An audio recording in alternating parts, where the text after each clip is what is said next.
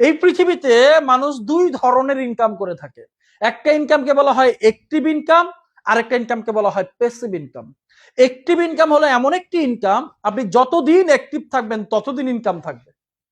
উদাহরণস্বরূপ একজন চাকরিজীবী যত বছর চাকরি করবে ইনকাম আসবে, চাকরি নাই ইনকাম নাই। একজন প্রবাসী বিদেশ থেকে দেশে চলে আসলে ইনকাম বন্ধ হয়ে যায়। একজন দোকানদার শাটার বন্ধ করে দিলে ইনকাম বন্ধ হয়ে যায়। পৃথিবীর 95% মানুষ অ্যাক্টিভ ইনকাম করে, মাত্র 5% মানুষ আছে যারা প্যাসিভ ইনকাম করে। প্যাসিভ ইনকাম কারা করে? এই বিল্ডিং এর মালিক। বিল্ডিংটা কয়বার করেছে? আজকে যদি সে অসুস্থ থাকে সে কি ভাড়া পাবে? সে মারা গেলে তার ছেলে মেয়ে ভাড়া পাবে? এটাকে বলা হয় প্যাসিভ ইনকাম। হুমায়ুন আহমেদ একটা বই জীবনে কয়বার লিখেছে?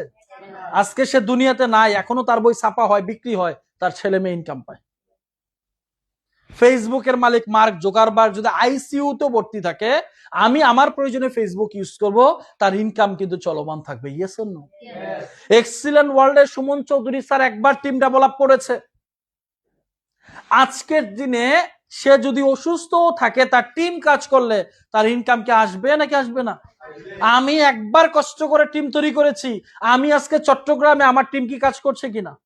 তার মানে এটা এমন একটা কনসেপ্ট, একবার কষ্ট করে গড়বেন, সারা জীবন ভোগ করবেন, আপনার মৃত্যুর পর আপনার পরবর্তী প্রজন্ম ভোগ করবে।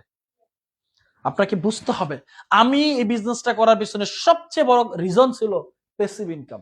আমি একটা স্বপ্ন দেখেছি, সারা জীবন কাজ করব না। আমি যে কাজ এত কষ্ট করতেছি, আমার ছেলেরা এই কষ্ট করবে না। আমি এমন জায়গায় শেষ করব, আমার সন্তান ওই জায়গা থেকে শুরু করবে।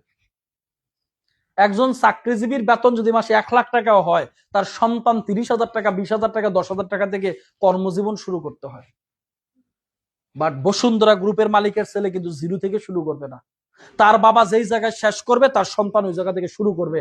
এই বিজনেসেও আমি যেই জায়গায় শেষ করব, আমার শেষ করার সময়, আমি যখন মারা যাব, আমার মাস ইনকাম যদি 50 লাখ টাকা থাকে, আমার সন্তানের কর্মজীবন শুরু হবে প্রতি মাসে 50 লাখ টাকা থেকে।